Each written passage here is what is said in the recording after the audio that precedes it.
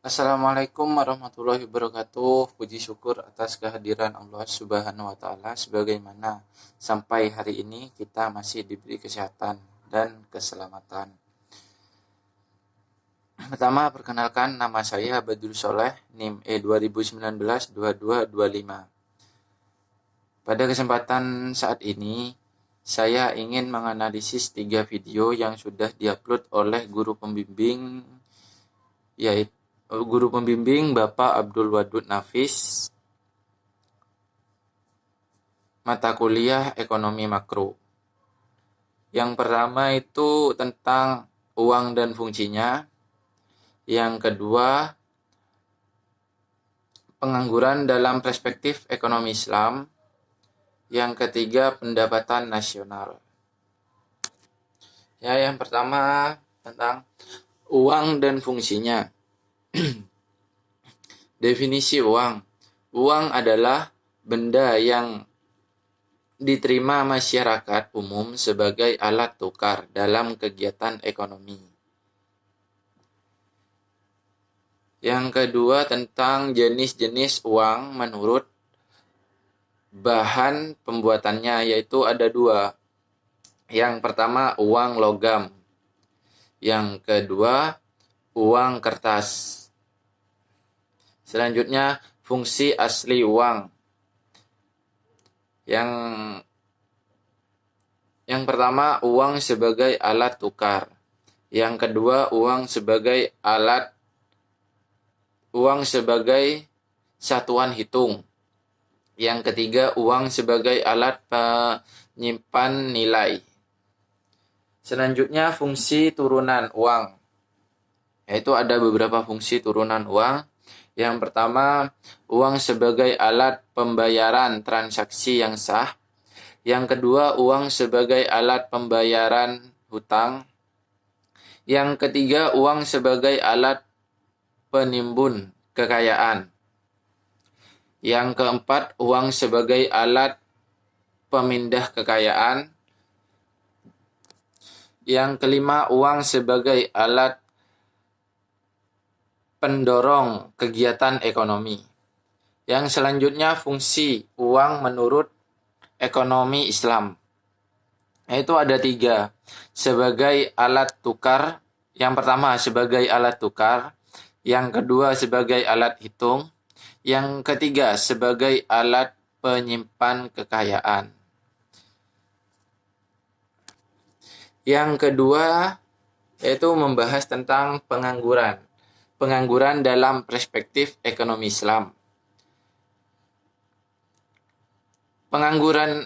Pengertian pengangguran adalah orang yang masa dalam angkatan kerja 15 sampai 64 tahun yang sedang mencari pekerjaan dan belum mendapatkannya. Selanjutnya, macam-macam pengangguran. Di sini ada beberapa macam pengangguran. Pengangguran terbuka, pengangguran tersembunyi, yang ketiga pengangguran musiman, yang terakhir pengangguran setengah menganggur. Yang selanjutnya yaitu jenis-jenis pengangguran. Di sini juga ada beberapa jenis-jenis pengangguran.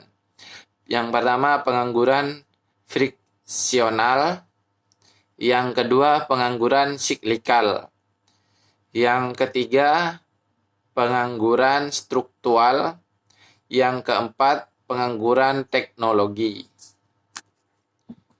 Yang selanjutnya dampak dari pengangguran. Di sini banyak contohnya dampak dari pengangguran tersebut. Yaitu yang pertama, menurunkan pendapatan per kapita dalam pertumbuhan ekonomi. Yang kedua,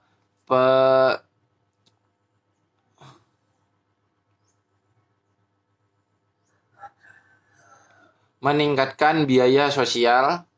Yang ketiga, menurunkan aktivitas perekonomian. Yang keempat, menurunkan uang penerimaan negara. Yang kelima, menurunkan tingkat keterampilan.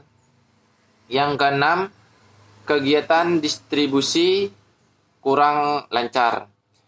Yang ketujuh, terjadinya kemiskinan. Yang kedelapan, terjadinya kurang gizi. Yang kesembilan, tindak kriminal meningkat.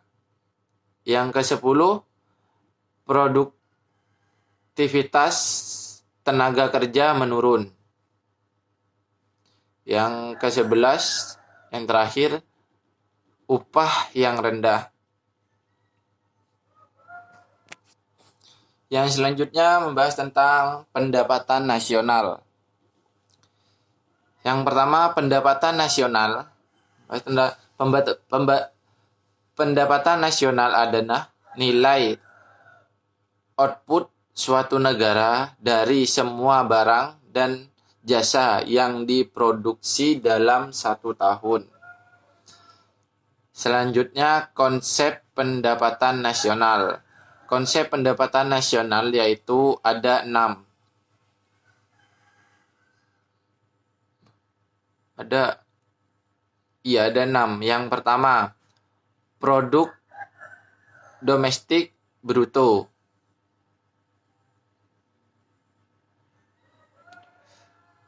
Atau GDP. Yang kedua, produk nasional bruto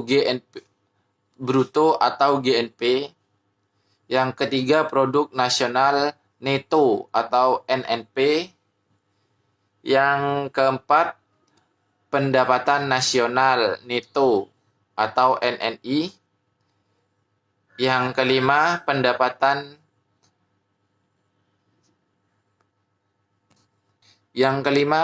pendapatan perseorangan atau BI. Yang keenam, pendapatan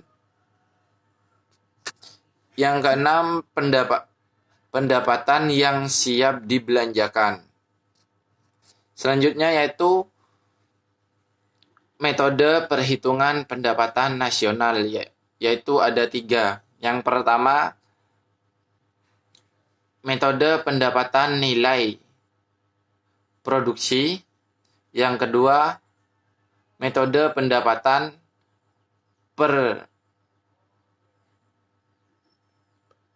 pendapatan. Yang ketiga, metode pendapatan pengeluaran.